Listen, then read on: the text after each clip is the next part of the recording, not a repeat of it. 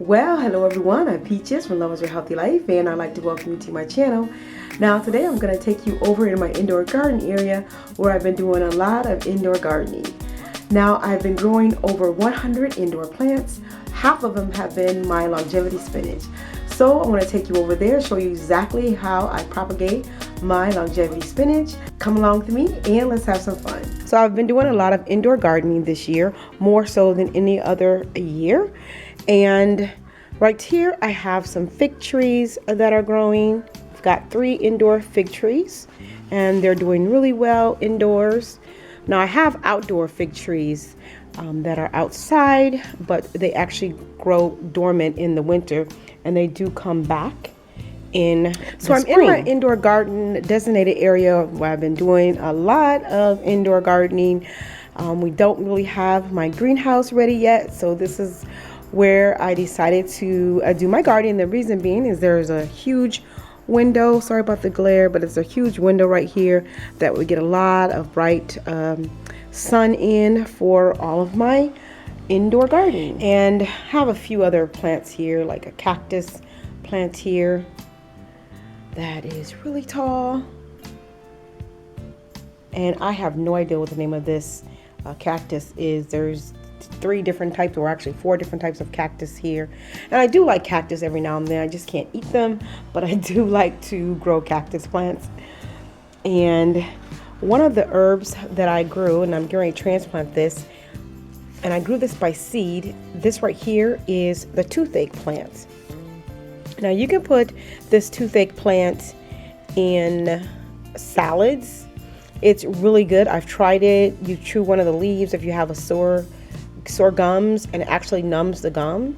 Over here I'm growing some cilantro, and then I have a dwarf banana plant right here, and here's my Swiss chard plants. I didn't think we had enough sun to actually grow the Swiss chard, but it looks like it's doing pretty well indoors. And this is actually, we decided to grow the Swiss chard for fun, but I do have a couple of baby Swiss chard plants. I have a Swiss chard plant growing here, and I also have one growing here.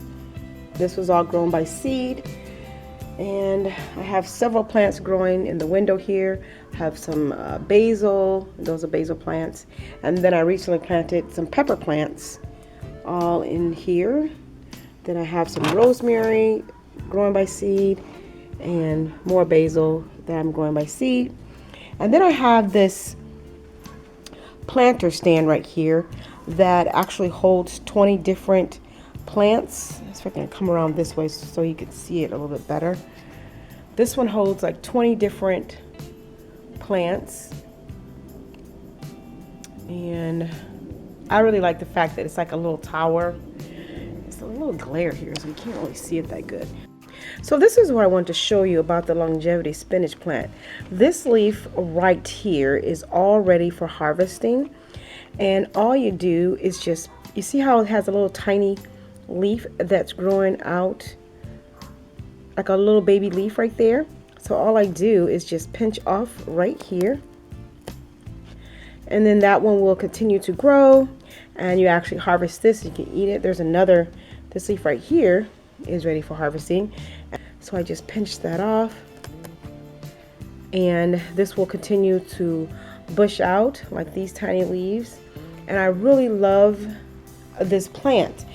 Now I have over 50 different starts that I'm growing right now, and every week I add at least 1 to 2 new starts. So I'm going to show you how I do that.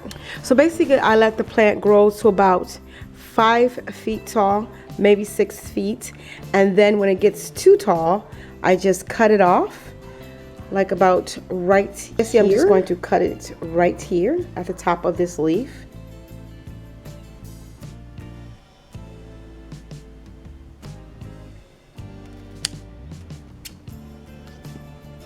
And I think I'm going to cut one more. So it's really simple to propagate the spinach plant. Basically I take off the leaves at the bottom and I eat those. And I'm going to take off a few more. measure my pot here because I want it to go in halfway to give enough room for the roots to grow. Then I'm going to cut this.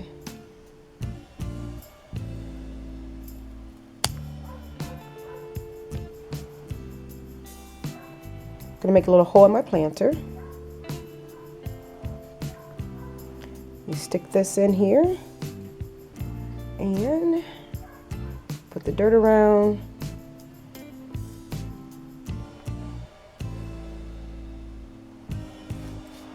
And I'm going to water it, and basically I'm done. And then pretty soon you're going to have to start, this will start growing, and you'll have to repot this into a bigger planter. Now I'm going to do it one more time so you'll see how easy it is. So this one is done.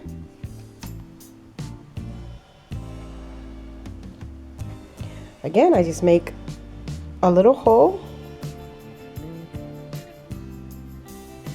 center of my pot, and I pull off the bottom leaves that you get to eat.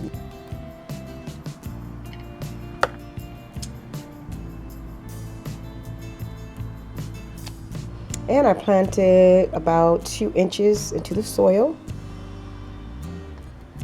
Cover it.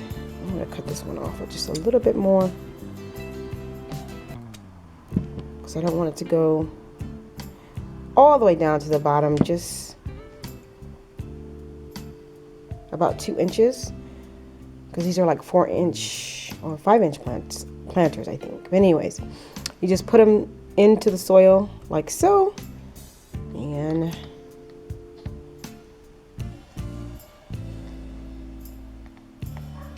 press the soil around, and you're done. So I'm going to place this pot in its new home where it can grow up with all the other plants. And let me show you, this was one that I planted, a longevity spinach plant that I transplanted, and it's doing really well. This is another one that's doing really well, and we have one here.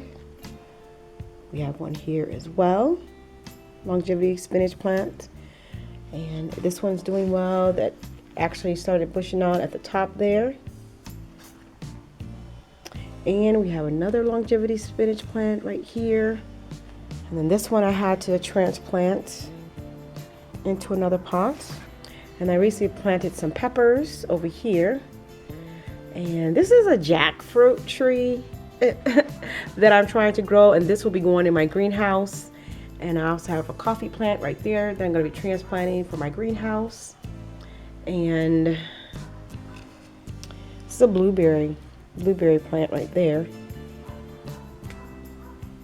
Oh, and I wanted to show you my pineapple. You see all this new growth right here? This is my pineapple that I'll be growing in my greenhouse. So overall, I have 100 different pots growing inside my house. Here is my indoor harvest I was able to do just by propagating my longevity spinach plant. And this is enough for at least a little sandwich. So this is what I use as a fertilizer for indoor fertilizer. This is just the fish fertilizer, and it works really good, but it doesn't smell good once you use it. It takes maybe like 24 hours for the smell to wear off, but I like burning candles, so that kind of takes care of the smell. I wanted to show you something else. Obviously, when you do gardening, especially indoors, you're gonna have the little gnats that like to come, and everyone has those if you do any gardening indoors. So what I've done, sometimes I put out vats of wine, little dishes of wine, but I've been using these little yellow sticky that you can find online at Amazon as well, and I've been putting these in my pots, and it seems to be helping pretty well. I don't have a huge problem. The gnats tend to stay right over in the area where all the plants are, which makes it pretty cool. But you do have to use something, otherwise they'll overtake your area. And so guys, this is where I've been doing my gardening indoors, and my husband made a comment that I'm turning our house into a greenhouse. So basically we ran out of time at the end of the fall season to put up the greenhouse. We just got really too busy We had several family deaths in the family, and we just really got busy. So it really just got too cold to actually lay down the foundation for the greenhouse. We're going to be putting down a concrete foundation, and it just got a little bit too cold to do that type of work. So hopefully this time next year we'll have our greenhouse up and I'll be filming inside our greenhouse. My longevity spinach plants though, I'll always grow indoors because they do really well for me indoors. I may put some of them in the greenhouse as well, but mostly I'll be doing the longevity spinach plants indoors. They do enjoy being in temperatures above 55 degrees.